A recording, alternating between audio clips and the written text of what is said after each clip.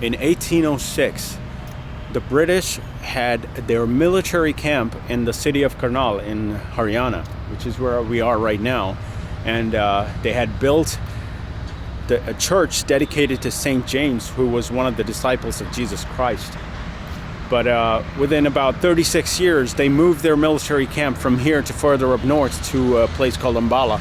And when they did that, they destroyed most of the church. And now all that we have remaining is the church tower. So this is the church tower that remains from the St. James Church, which was destroyed in 1841. This was built in 1806, like I said, by the British, so you can see the Roman Gothic architecture of this church tower. So the reason the military camp was moved up north is because between the years of 1806 and 1841, there was an outbreak of malaria and cholera, which killed over 500 European soldiers and their families. So the military camp was moved from this town, and a lot of people died during that time. So they destroyed the church. The only thing left is that, which was opposed to being destroyed by the local public, who had contributed to the building and found it important. So, and right along this church is a cemetery, which we're going into right now, which holds the graves of over 500 European soldiers. So all of the people who died back in the day, in those 36 years of the British military camp, have been laid to rest right here. And for some reason, it's all completely abandoned. Nobody really takes care of this place. Even though it says protected monument right here. It was declared to be a protected monument in 1958. And that is the church tower right there. And now we are walking into the cemetery. As you can see, this area is completely engulfed by wild grass and bushes. Nobody really takes care of it. And here we have the graves of the soldiers and their family. This is the grave of Mary, according to the epitaph. She was only 23 years old. So a lot of the epitaphs have been destroyed, so you don't really know. This is like an unmarked grave. I think they had an epitaph, it got destroyed. Most of the graves are inside of these wild bushes, which are pretty much inaccessible at this point. There's another grave of what I assume is or was a child. Again, no epitaph, so there's no way to find out. But yeah, all these headstones were built as a tribute by their colleagues in the military. Here we have some more graves. And another unmarked grave. The epitaphs are missing from a lot of these headstones. Wow. So this is probably where they brought the coffins before the burial. But yeah, most of the graves are, like I said, inside these wild bushes. You can see some of the headstones within these overgrown grass. But there's a lot of poisonous or venomous snakes, not poisonous, but venomous snakes inside of these bushes, so it's not really safe to be going in.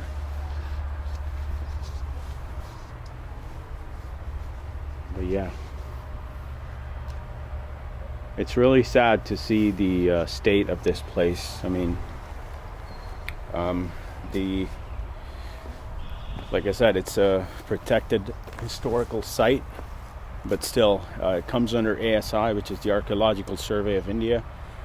But they just shift the blame to somebody else. Like somebody else is supposed to be taking care of the grass and everything. So result is an abandoned cemetery.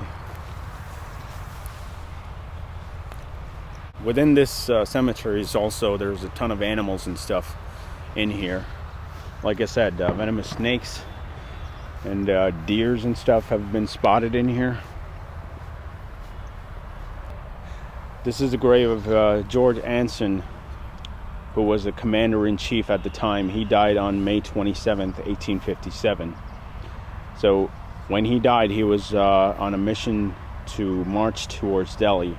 It does say that in 1860 his remains were exhumed and taken to England, to Kensal Green is the name of the place.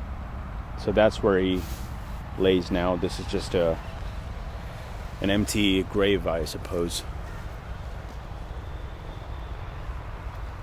So there's a nearby canal here, which was the breeding ground for mosquitoes. And when the British arrived here in 1806, they had built all sorts of houses and settlements near the main area called the Mall Road, is what it's called right now. That's where they were, most of them, most of the officers and their families. But the canal was right next to their settlements. There was an outbreak of deadly diseases, which were deadly at the time. Malaria. I mean, people still die to this day from malaria and stuff.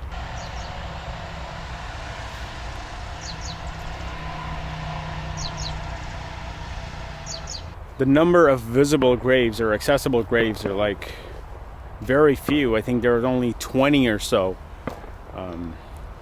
headstones that you can actually walk up to. The rest of it is just completely engulfed by this overgrowth.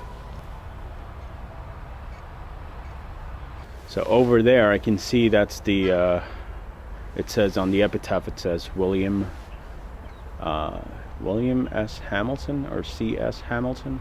A lot of the graves here are people who were pretty young, like 23. We saw Mary, who was 23 years old, and there's people like George, who was 27 or something.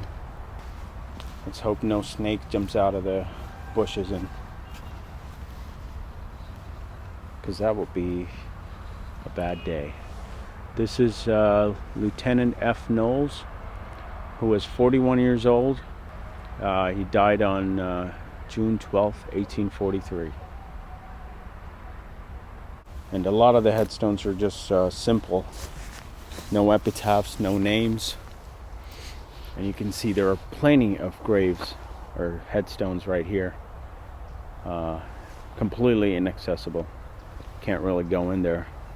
It's actually mind-boggling to think that this place is not that big, although it is decent sized, but it seems pretty small for 500 people. For 500 people to be here, there has to be a grave every couple of feet. Let's go check out through here. Maybe we could see some more. There's another headstone. So somebody does live here and I guess clean up after the place, or at least the main church tower, but they don't really take care of this part. This one's in Arabic. Looks like they're harvesting honey. There's bees here. Okay, I don't want to get too close to the bees.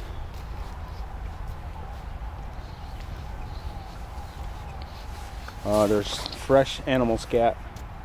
I don't know what that is. That's a goat, or I'm gonna watch out for whatever's inside these bushes. I don't know if you can hear that, but there's something moving in there. Whatever the hell it is. And there's bees. Bees and snakes. That's what you gotta be aware of around here. Here we have another small grave, unmarked. Didn't say anything. More graves, more headstones. Like I said, completely, like every few feet you have a headstone.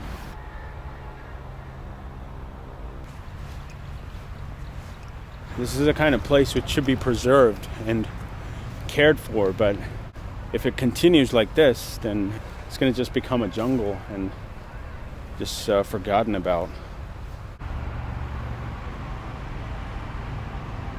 It is unique to see a Roman Gothic church in this area, which has obviously been destroyed by graffiti and stuff. Wow. And over here on this side, we have the Indian Christian cemetery. So the European or the British cemetery was over there, completely abandoned and neglected.